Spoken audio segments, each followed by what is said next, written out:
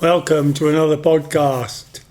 A lot of people are talking about a new Earth, a new 5D Earth, which is the Earth of the next level, the next dimension, the so-called fifth dimension, or as fourth, I prefer to call it fourth density.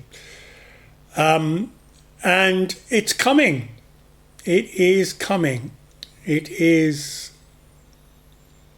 about to happen, if we believe it and if we give it our energy and attention. That's my perspective. Now, I'm not going to do it justice in a short video, but I'd like to share what I believe are some of the attributes, some of the things we might expect from the new Earth, from the ascended reality that we're moving towards. And I just want to say at the outset that I believe that reality is very much destined, put it that way. It is in line and we are moving towards it. It is a process that we're going through, and it's not just humanity on this planet. It's a process that's affecting the bigger picture in more ways than one, and that's why I think it's important that we give it as much attention and focus as possible. So what does it mean? I think for, let's say, kicking things off, what it means is the end of fear and control. It means the end of our limited selves, It's about, in a sense, being reborn into a greater potential with no limitation or very few limitations.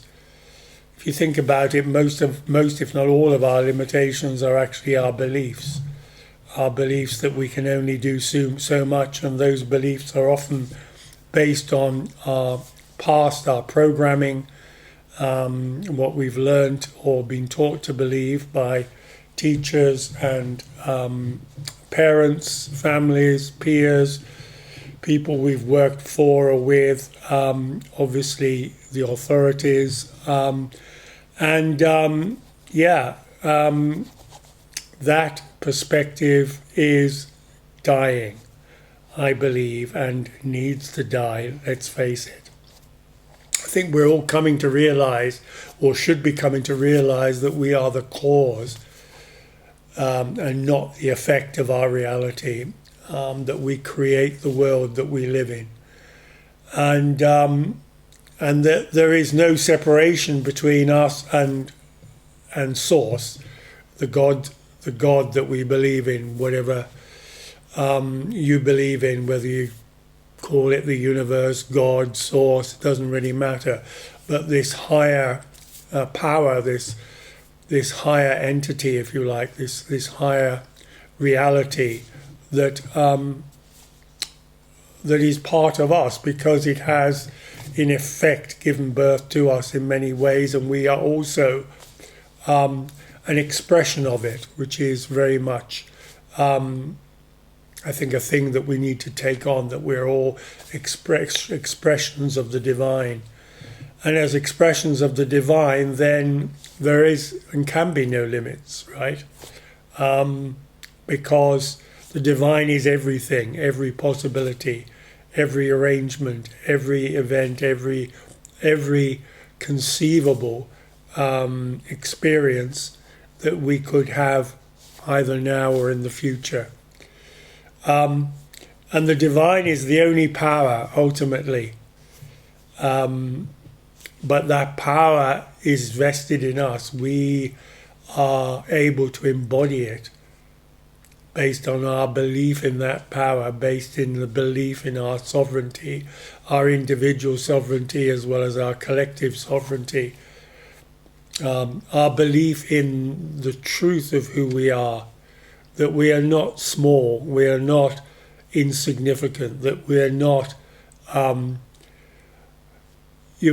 subject to all these things that we've been told about, that hold us back, that suppress our ability, that tell us that we can only do so much and that we're not good enough and all the rest of it. All of that has to go. And in the new earth, I believe it will go. It's a lot to look forward to. Let's be honest. Who wouldn't want to look forward to a better world? It's, to me, it's a no-brainer. And also, it's interesting that what's happening a lot at the moment, notice there are lots of references to the soul, also to the oversoul. Some of you will have seen some of the videos on YouTube and elsewhere referring to this oversoul, this higher self, if you like. Whether it is the true higher self that the spiritual teachers talk about is another question. I think I referred to this in a previous podcast. But that doesn't matter, it's just terminology. It's this higher consciousness that we are all capable of accessing and will access in the new world, I believe. So what will the new earth look like? This is just my take, my vision, my wish, if you like, and I invite and indeed encourage you to formulate your own. What do you want from the world? What do you want from a new world that is not the existing world, that takes us to a new level, that takes us to a greater place of love and harmony and peace and awareness and joy in life? So often it's so easy to see that joy is missing for so many people, including myself. It's really is part of this 3D reality where there's so much control, there's so much manipulation, there's so much do this, do that, even if you don't really want to. It's not true. You're not being true to yourself, and that's not the way to be joyful.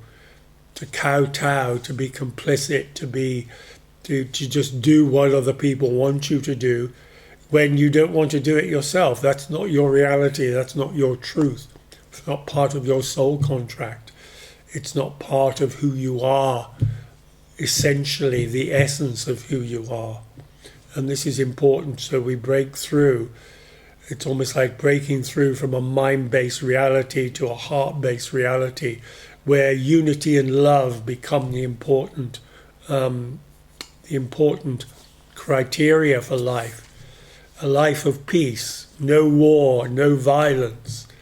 It amazes me that even some spiritual teachers and commentators on the bigger picture are still talking up war. Why? Stop giving it energy. We must not give it energy. Yes, there are things happening in the world that we would rather not be happening. People are getting killed, people are being harmed. Let's not, we don't walk away from it per se, but we don't give more energy to it than we need to. We can be aware of something, but we don't give it energy. We don't fuel it with our thoughts, with what we say, what we share with others. This is the thing, that we create something better through our own thinking, through our own mind, through our heart, allowing the heart to come forward, allowing the soul to speak, allowing that inner truth to come forward. Think of a world where cooperation and competition are, well, let's start again, where cooperation replaces conflict and competition is no longer valuable, is no longer part of our striving, if you like, to be better than someone. No, we just want to be our best selves individually and collectively. Think of a world of free energy. That's going to be incredibly powerful in the sense of making a huge difference. It's going to create, and it will help to create an abundant life, where things that we've been forced, in a sense, to pay for in the past are available. That those things are no longer valid because there are better resources, better situations available. I know I'm maybe not expressing it very well, but think of free energy replacing all the existing structures, and how that would affect everyone in a very positive way. Think of clean air and clean water. Think of all our resources being shared equally, or at least according to need and not according to greed. This is very valuable. Think of how we can create and contribute more value to each other through exercising and through living through our passion, through choosing our work, our service in accordance with our passion, in accordance with our joy. Think of effective healthcare where there are real cures that deal with the cause of illness, deal with the cause of our mental and other challenges, and are effective. Things like energy medicine, color and sound therapy, known to be effective, and that all the technology that has been suppressed, including things like medbeds, which are coming, I believe, will make a vast difference to people. And it will enable us eventually, I believe, to get to that place where we can heal ourselves, where we don't need machines, where we don't need AI. But there's a transition happening that enables us and must allow us to, if you like, get used to the new, to embrace the new, and to get to that place where we can be aware that it's a progress. It's not a fixed, static situation. That when med beds are available, that's not the be all and end all. There's an evolution beyond that. There's another level, and another level, and another level. We keep moving upwards. And then think of a world where contact with extraterrestrial life, with higher dimensional life, with other dimensional realities, other dimensional beings is a reality. That there's no fear, there's no, oh my God, that it's all very natural, that we share not only this planet with our human brothers, but with our cosmic and galactic brothers as well. And when I say share it, I don't mean give it away or, this sort of thing, but we embrace them as friends, as visitors, as helpers, if you like, as those who can offer support and wisdom and love and teach us by example. Think of new communities working together. Maybe people will no longer live in cities, or if they live in cities, that those cities will be surrounded and embellished with greenery, so that the whole environment changes. So it's not a concrete jungle, it's actually a beautiful mix of nature and whatever buildings are appropriate to this new earth, which may not be bricks and mortar, it may be something completely different, maybe crystalline structures. That's a possibility. Those have been spoken of in the past. So this is all possible, and if we give it our energy, if we think about it and think about what we, that is you, want as well for yourself in this world, what you want for your children and your grandchildren, how you want them to to be in this world, to not, if you like, have to go through what some of us have gone through in the past, the wars and the strife and the violence, and in many cases poverty, in many cases hardship, none of which really had to happen, but I believe were forced upon us in a way, forced upon humanity as part of this control system that has been with us, unfortunately, for decades, actually for centuries, and probably much longer as well, possibly thousands of years. I think everyone has their own opinion about this, and that's fine.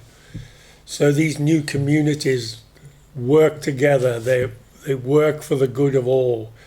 Everyone's needs are met. Everyone's joy and passion is fulfilled. Yeah, okay, I know it sounds like utopia. Well, maybe it is, but why not? We don't push it under the carpet. Give it energy. Give it your love. Give it your belief. Because this is what will create this new earth the way we want it, like creating a new reality to replace the old. An old reality which, let's face it, hasn't served us or hasn't fully served us. Okay, we've gone through the 3D reality as part of our soul contract, as part of our agreement to be here, to incarnate at this time, and that's fine. So we've done that. Now we move on. Now we move up.